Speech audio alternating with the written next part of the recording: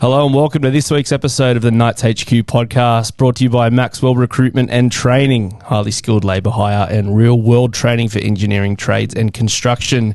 As always, I'm Jay Nelson and I'm here with my compadre, Matt Croker. How you going, buddy? I'm going good, Jay. How are you, mate? Mate, I'm real good, and I'm real excited for our guest this week. This week, we've got Old Boys Round. Old Boys Round against the Sharks, usually. Yep, so we thought, look, what better way to celebrate that, to get an old boy in. So here we've got old boy legend. You're the head of the Old Boys, I believe, as well.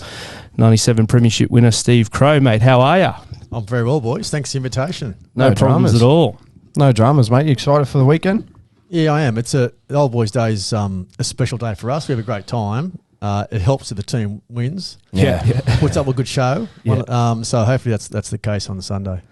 Yeah. Let's talk about the weekend you just had, the Mark Hughes ball. Mark Hughes Foundation ball. How was that? Yeah, fantastic. Mark Hughes has done an amazing job with that foundation, and their annual ball, their magic ball, sells out in about 5 minutes flat. 600 people. Yeah.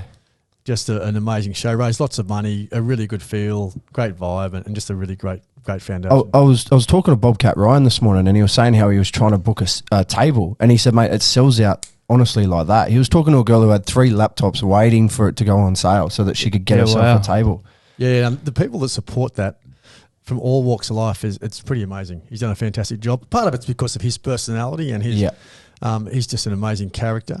But the foundation's brand is damn strong. Yeah, and they've done a great job. Oh, mate, when Mark came in and talked to the boys for Beanies Round in the team room, mate, it was really powerful stuff. Yeah, and it really puts it in perspective. It's always special when you listen to Boozy speak, mate. Yeah, it's fantastic. Now, today on the podcast, we're going to start with our player quiz, Crowey, so we'll be able to test your knowledge on your own career.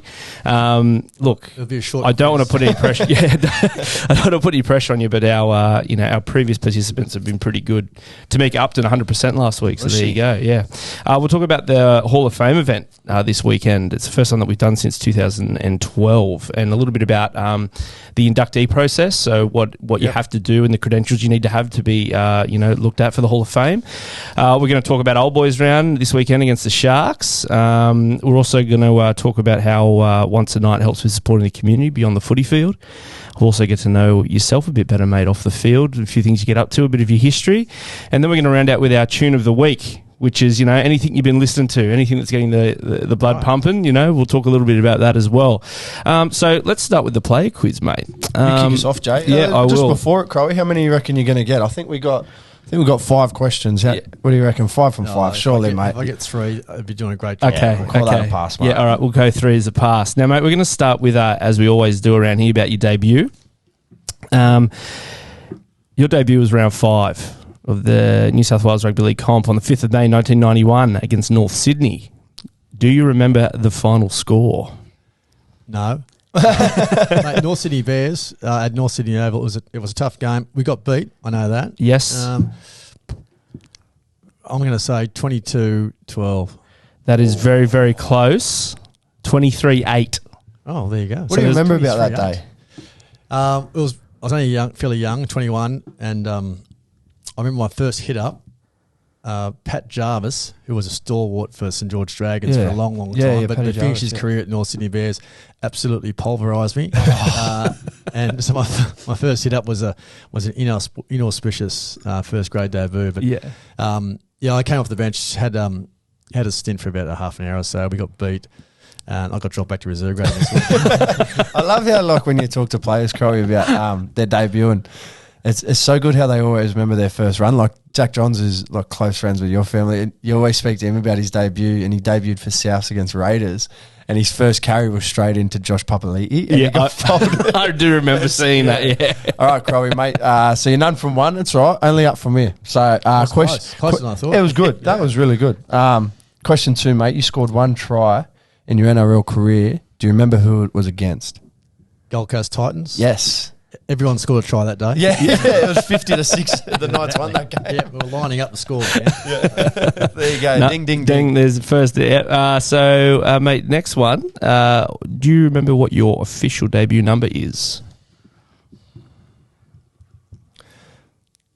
I reckon it's 67.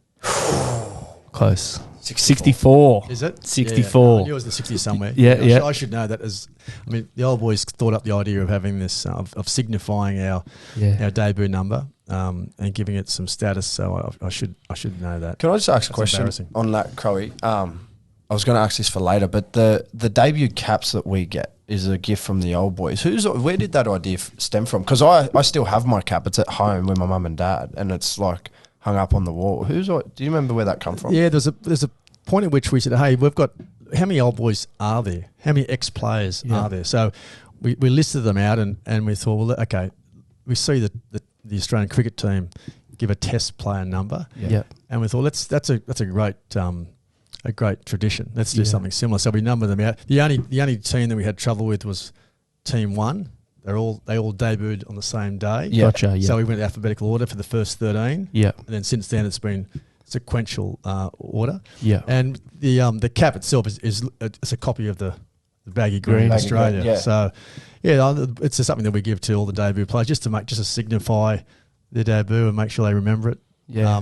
But hopefully it's a tradition that continues on. How do the players feel about it, Matt? Mate, love it. I remember when Tommy Starling got his, we were all pretty young, and Tommy was still young at the time. I remember he had it in like a glass frame. Yeah, nice. I remember seeing that at his house going, man, that is so good. And I think they're up to, Oren Keeley was our last debutant. I think it was 334. 334, yeah. Yeah. So it's a good tradition. Players. I mean, you think about it's 35 years. Yeah. There's only 300 odd players that have ever walked in that field in a first grade jersey, so it is a proud tradition, and hopefully the players appreciate it. Well, I mean, how's that make you feel, Crowe, hearing that from Matt, who's fantastic. In the younger playing group, and they're loving it and getting behind it? It's a relatively new tradition. It only kicked off, I reckon, about less than 10 years ago, probably the last 7 or 8 years. So so it was that new. Yeah, it was absolutely. It was something that we thought, how do we make something more of the fact that you've made a debut in this jersey, and you need to remember where you sit in that line of history. Yeah, I can tell you, like, as a present player, mate, everyone knows where their cap is and like the way they got. I think even some boys at the new Centre of Excellence, they have it in their locker or hanging up in their locker, just so it sort of reminds them every day. So something special like that. All right, mate, you're on to question 4. Question 4. This one's a tough one. Sorry, Crowe, mate, we're not helping you. You played 50 first grade games. How many of those did you win? I'll give you sort of plus and minus 3.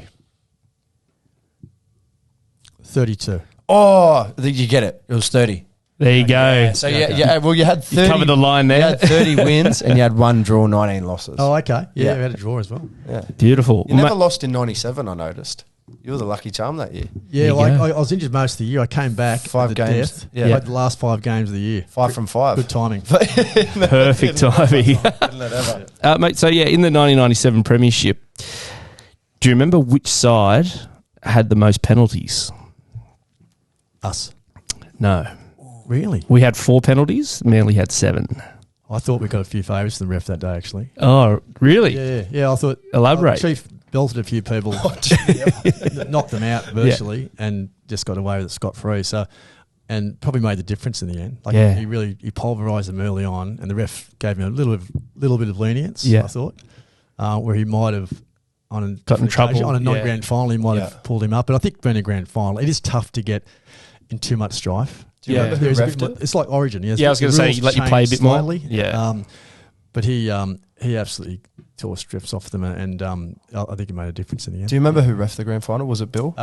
David Manson. Yeah, right. Yeah. Well, we're going to talk about the grand final a bit later. We want to jump in now. Yeah, why not? Because I've got heaps of questions. 100. A bit of folklore about like the night before, about what Chief did. Well, actually, no, I'll go back further than that.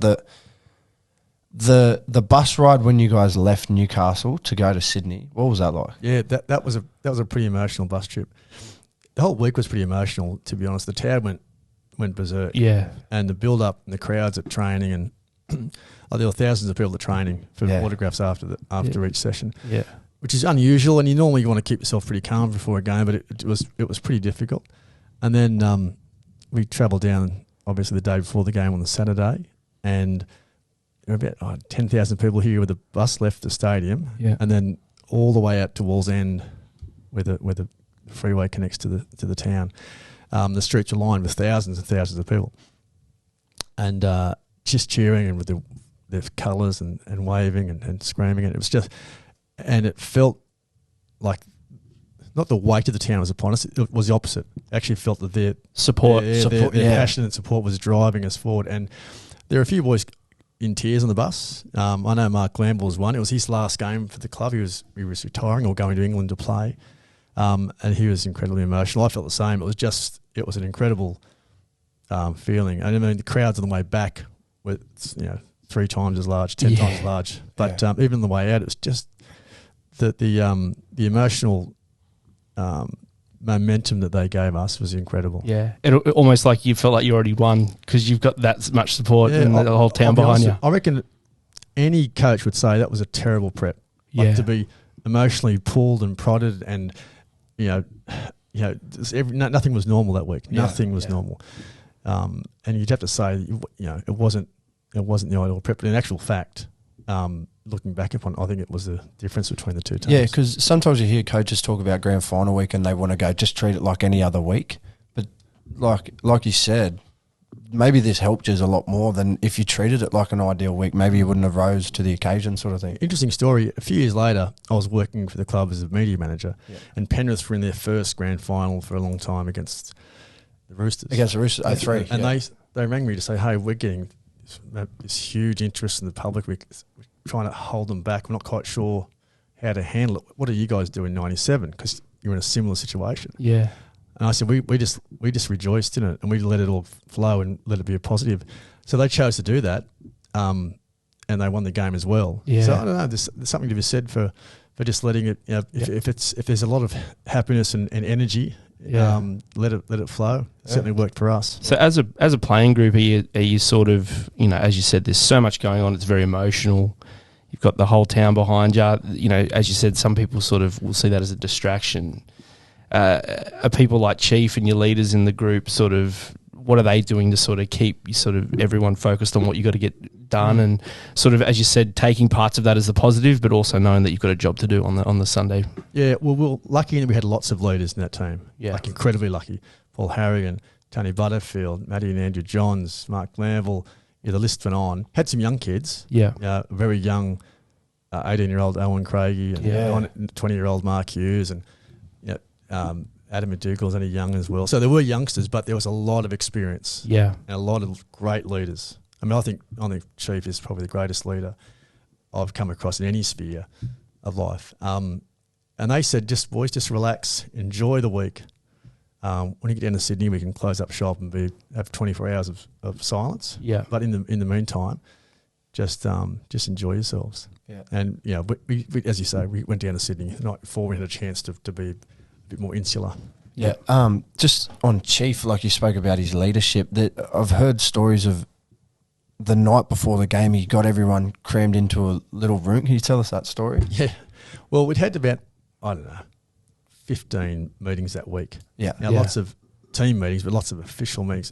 The NRL, we had a grand final breakfast, this and that, and we just wanted to go. I just wanted to go to bed. Yeah. On the Saturday night. He said, no, we're having a meeting in my room. So if Chief said, you're having a meeting, then you're having a meeting. Yeah. So off we went. And we had the whole squad, and there were about 20 of us, jammed into this one hotel room. Yeah. And he said, hey, tomorrow's an important day. I just want to hear, or we all want to hear from each other what it means to you personally. And like really different answers, because you had young kids. It was their debut season. Yeah. For some, that it was their 6th first grade game. Other blokes like Mark Glanville were retiring. Adam Muir, it was his last game for the club as well. So a really different point of view depending on who they were, but all equally, really sincere. And there were some tears again. So here we are. We've already had tears on the way down. Yeah, gotcha. Now there's blokes crying again. Big cry fest. And so and we left that room. It was emotionally charged. Like that room was so electric. Yeah. Hearing all these voices one after the other describe what it meant. A lot of people spoke about the town's the town lining up on the way out, and what it meant to the city. But we all left that room thinking we were going to win the next day, without doubt. Yeah. It gave us it was a real impetus leading into the match. So leading in, and when you think about Manly, we were all staying in their own house, separate from each other. Yeah. And we were there, crammed in this hotel room, hearing that from each other's voice. Yeah. And we've heard a few times about sort of, in that era, Manly were the dominant side. I think Matty Johns has said they were looking to go back to back. Yeah, they won at 96. They won 96. Yeah. And what was the amount of games that you guys had lost against Manly up until that point? It was like 11 or something? Yeah. Yeah, they did 3. This is their 3rd grand final in a row. Yeah. And we hadn't beaten them for 11 occasions in a row. So it was long time between drinks. The game itself, what do you remember about it, Crowey? Well, because you come off the bench. Yeah, come off the bench. Yeah, no, it was a frenetic start. Chief, as I said earlier, went out and bashed a few blokes, and it was a bit of to and fro. But typically, they scored first and they scored second. Yeah, that was pretty much how Manly had beaten us time after time. Quick start, they'd been just a bit better than us. Yeah, to be totally honest. Yeah, but we're pretty calm at half time. I came on just after half time and pretty nervous as you might expect, but we started to claw back and we had a little bit of luck go our way. And when we drew level, right at the with only I think 6 minutes to go. Yeah. I remember going up to it thinking, shit, this is. We're going to win. We're a chance here. Yeah. I mean, I didn't expect us to win the last 6 seconds, but it was that last 10 minutes. Was nerve wracking. And when you see Darren Albert go over, what's going through your mind? Like, is it just a complete release of emotion, or you don't even know what to do? You know what I mean? That was me. Most people were going berserk. I was just in shock. I just stood still. I thought, wow. That's it. That's real. Yeah, wow. Yeah. So it took me a while. I had a delayed reaction. I was about a minute later than everyone else. Were you on the field at the time, Crowey? No, I was on the bench, and there were so the other three boys, Billy Peden and Mark Glanville and Wayne Richards, were all hugging out in the field, and I was just sitting there. Yeah, right. You just missed it. Yeah. I remember. Was it Troy Fletcher come off the bench that game? Was that his name? Yeah, Troy Fletcher. Yeah, I remember he had a great game. Yeah. I watched the replay the other day, not long ago, probably a couple of weeks ago. He came up with a couple of really crucial plays, a try-saving tackle and a big break. It made a line break. That's right. Yeah, that led to Robbie O'Davis's try. Yeah, it had a huge impact. What was the bus ride home like? It was something special. It was. Can I ask who? Like Robbie A was a Clive Churchill medalist. Who was the best on ground celebration wise? Oh, Joey. Yeah. Mate, it was. To be honest with you, no, it wasn't. Mark Hughes was. I've heard. Yeah, there you go. He was only a kid, but he went the longest. Yeah, and he was just in great spirits the whole time. It was an amazing week because it was celebrated with the town. And we had a bit of time Monday by ourselves inside the stadium fence. Yep. And a couple of pubs after that, but pretty much the whole week was celebrating with the town. Yeah. So it was a pretty amazing. The vision of the bus pulling up at the old Workers Club, which is now Nex, in town. Just seeing the amount of people jumping on the bus, you guys trying to get escorted up those stairs with security to get up to the top to the auditorium. It was just bedlam. Yeah, it's hard to describe now. How you think it almost sounds like a bullshit story. Yeah. The numbers. Yeah. And again on the Tuesday there was this civic parade. Yeah. And then at Civic Park there was 100,000 on a working Tuesday. Yeah, that sounds it's crazy, it? But it was real. Yeah. It was as much a win for the region as it was for the football club, I think. Yeah. I think 2001, 4 years later, was more of a win for the footy team. It was a better team. Yeah. And probably the best team we ever pulled together. But 97 was more about the region, I thought. Yeah. It's only 25 years this year, isn't it? Yeah, 25 years. 25 years. Organising a lunch later on this year. When you like catch up for old boys and that, do you always like share stories about that time of your lives and when you won it and stuff like that? I think the boys from that all the boys I've played with in those first 10 or 15 years are pretty tight still. Yeah. I still spend time with them every week. Yeah. We still train together. We have a beer together. It's a pretty tight group, I've got to say. We've I went up to Mackay 2 weeks ago to raise funds for a young bloke who played with us back in the early days with some of my teammates from that era. It was a special bond and it lives to this day.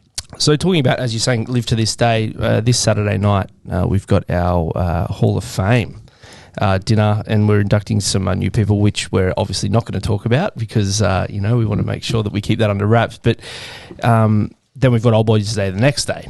So, mate, what can we talk a little bit about sort of what are some of the things and what are the criteria that you guys sort of look at to put someone into the Hall of Fame? Like, we've got life members, which is another thing. Yep. But the Hall of Fame is obviously a very, very sort of, that list is very short, and you've got to be, there's a few things you've got to tick off to be able to. It might be easier considered. just to talk. So, if you're a player, to be a life member, you need to have played 150 first grade games. Yep. Or have made a significant contribution with service. So that's why like JT's in there and Johnny Thomas. That's right. Yeah. And some players haven't played 150 games, but they're life members because of stuff they've done off the field. Yeah. Life Hall of Fame is another level again. It's significant and contribution over a really long period of time. Needs to be related to the Knights or your time at the Knights. So players who have played elsewhere, their contribution to the game outside of the time of the Knights is not considered. So the players who make Hall of Fame for the Knights have really contributed, long service, outstanding, achieved massive success, played, a huge amount of games, probably played rep football. So there's only 8 at the moment across 34 years of history. Yeah. And there'll be 3 more members inducted on Saturday night. And is this also a great opportunity for you guys to sort of get together as the old boys and, have a bit of a meal, have a bit of a yarn, and then sort of that'll kick off, obviously, for Sunday's game against the Sharks? Yeah, it should be a really good feel. The life members are coming, the Hall of Fame players. There'll be lots of old boys there on Saturday night. And then, Sunday, there's probably about 120 old boys. Again, just a great chance for us to catch up. It serves a few purposes. It's a chance to catch up and have fun. And we have a few beers and a few laughs and tell stories. But it's also a chance we'll get some of our great players to talk to the first grade team pre-game. There's the Guard of Honour. There's some cultural things as well. 100. It's as much about contributing to the current team as it is about having a good time ourselves. You said 120 of yours.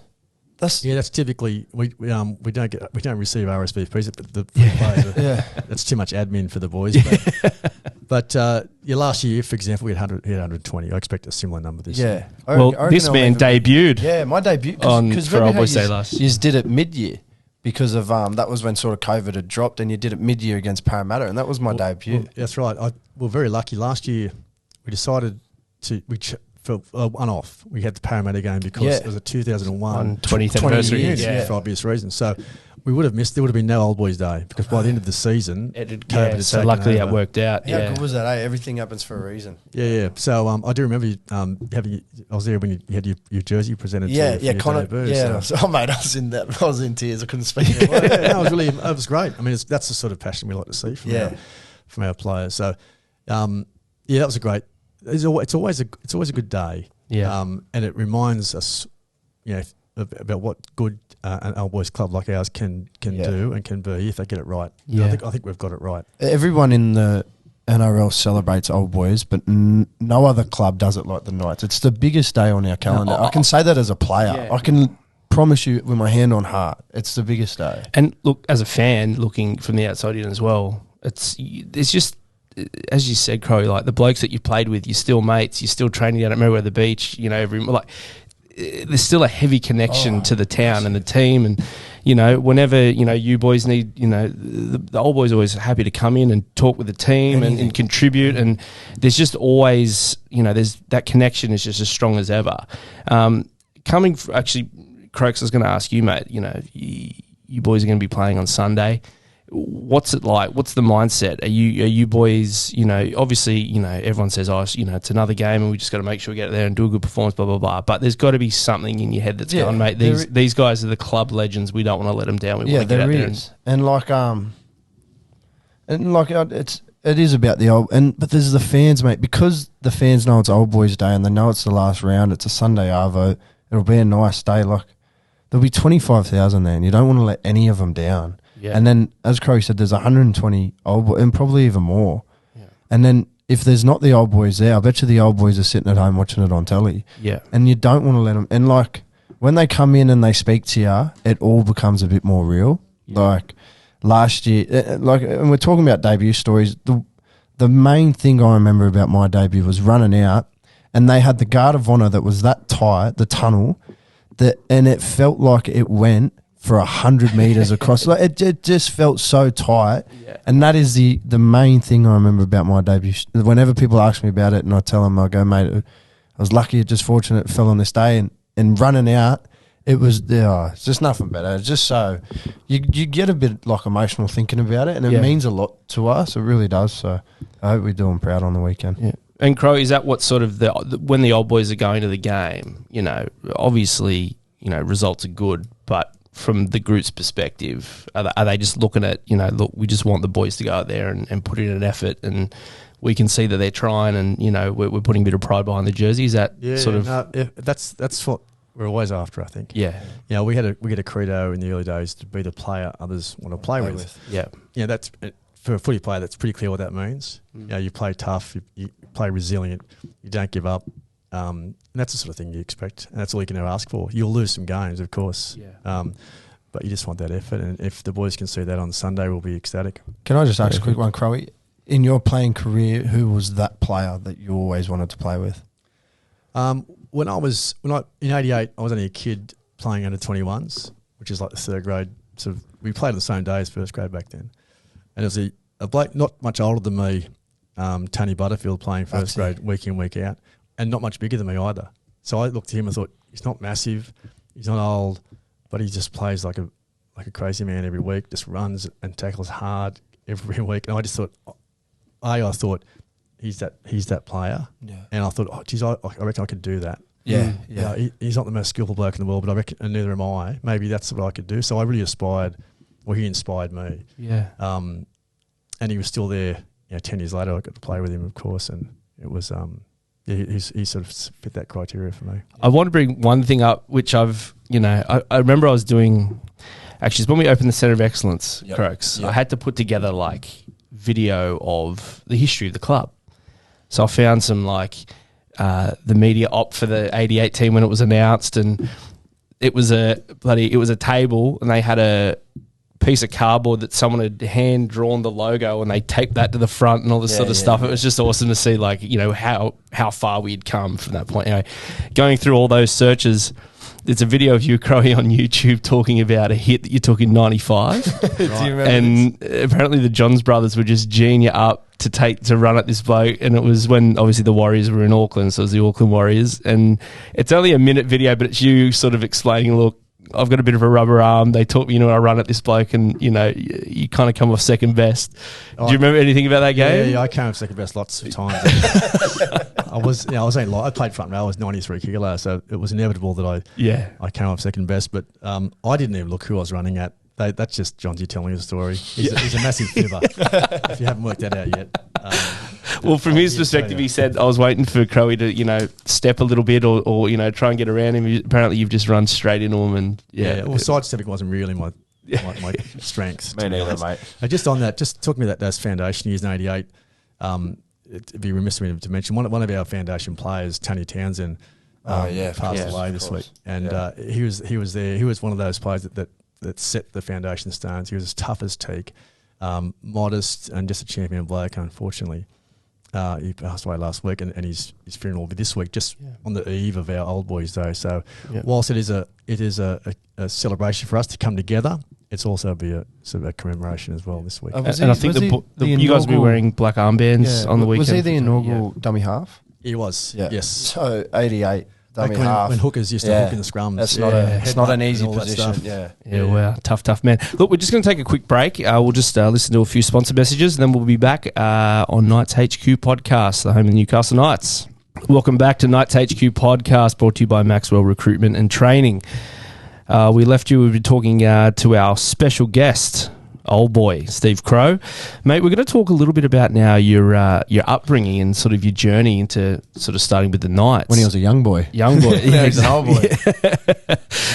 So, mate, you grew up in Young, which is, a rural town, New South Wales. Can you talk us a bit about that, your upbringing and what got you into rugby league? Yeah, my dad was a shearer, actually, sheep shearer. Oh. And so I was born in a little tiny town just outside of Young. Yep.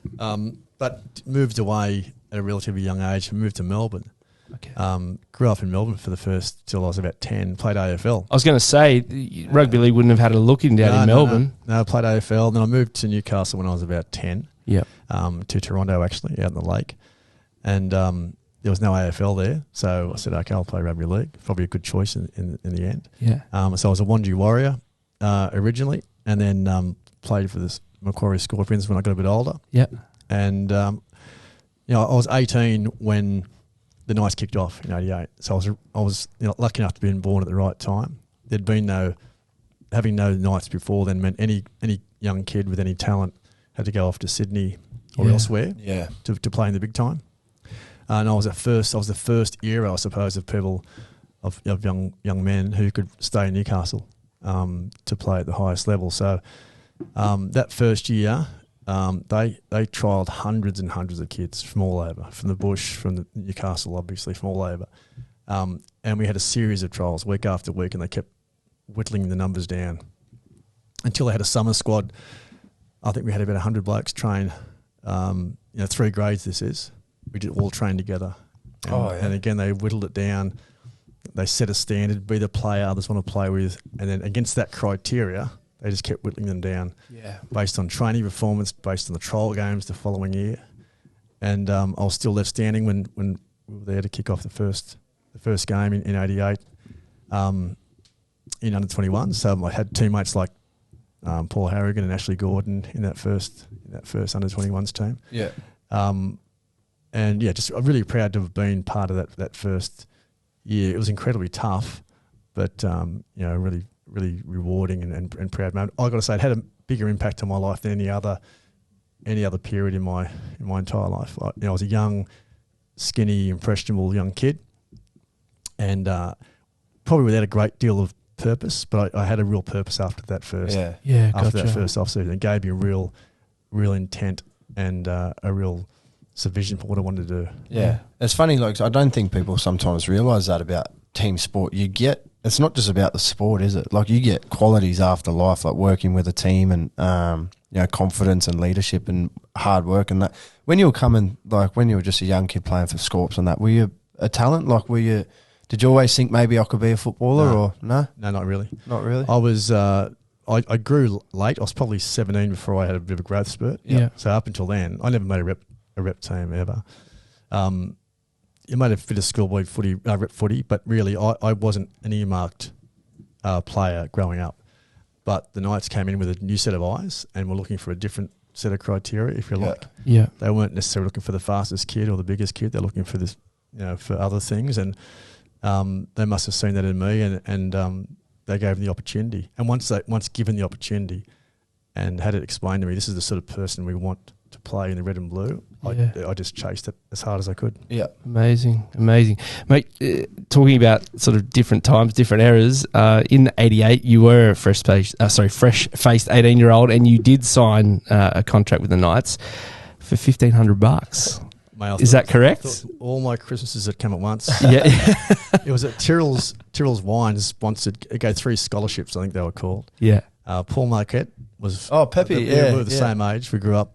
Grant Loads, Paul Marquette and myself, the 3 of us were all the same age, 18, turning 19. Yeah. And Pepe went on to win a premiership with Melbourne and one with the Knights. Yeah. Grant unfortunately got injured and his career didn't last as long. But for me at that time, that was a bit of a reward for training well in the off-season and having been, I suppose, earmarked as someone that might get a chance at a higher level. Yeah. And as it turned out, that's the way it played out. And really, really proud moment. And for getting the money, like obviously securing your spot in the team like that would have just been amazing after going through, as you said, so many people. They're bringing a lot of people in. You said they were looking for something different, and you've shown them that. To finally get the nod, that would have been great, mate. Yeah, it was. And I think it just reminded me again with Tony Townsend's passing this week, made me think back to those people I was with in that first year and how the club was established. It was tough going with no money, no resources, no centre of excellence. Definitely. But a really hard-edged approach to footy and great camaraderie, and ultimately that led to success quite quickly. Within 5 years, we were in the semis, and within 10 years, we won a comp. It's pretty quick success. 100%. Do you ever sit back and look on those years, Crowey? Like, I know you said with Tony passing away, but like, so sometimes you watch a game of footy and think back of your years of playing NRL and stuff like that?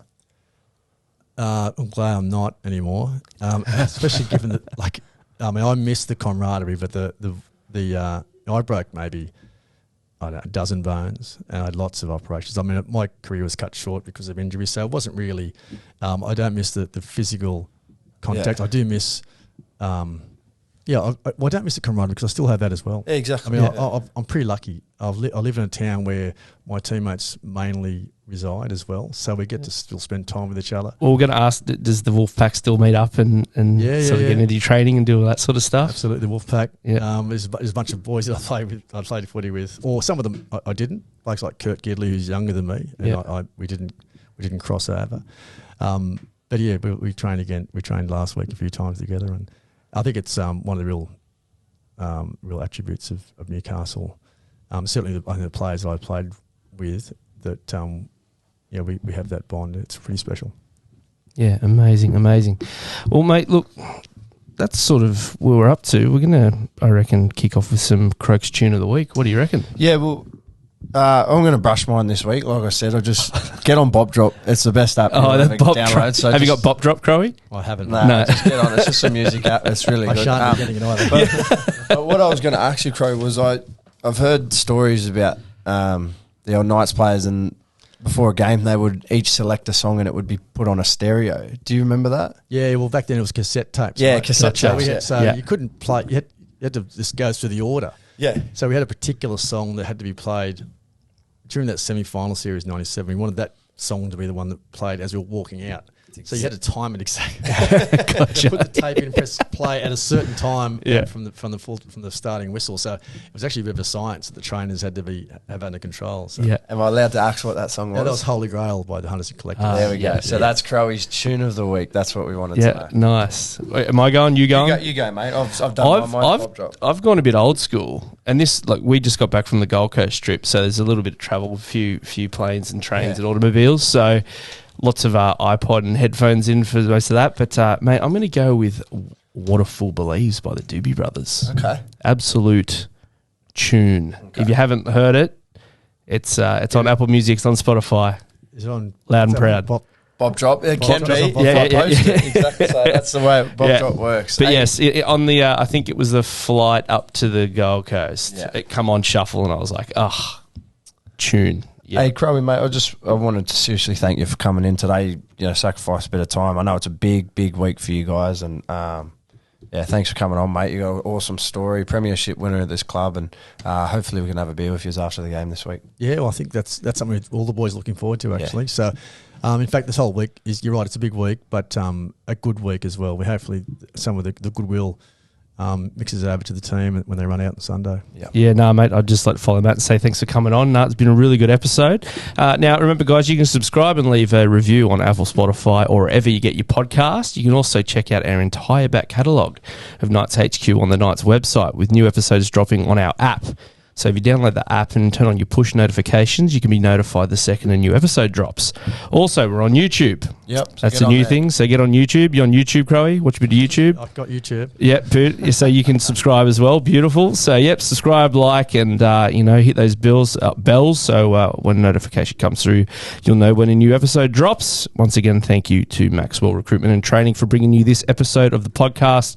Thanks again, gents. We'll see you on the next one. Cheers, lads. Thanks, lads. Cheers.